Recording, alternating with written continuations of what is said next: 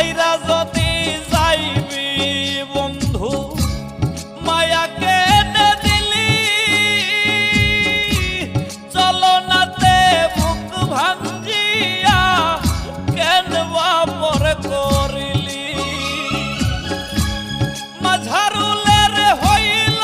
না সুখ বন্ধুয়া তোর কারণে প্রতারণার হইব বিচার আসরের ময়দানে রে বন্ধু প্রতারণার চাইব বিচার আসরের ময়দানে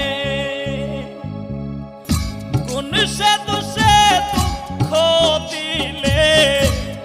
আমার সর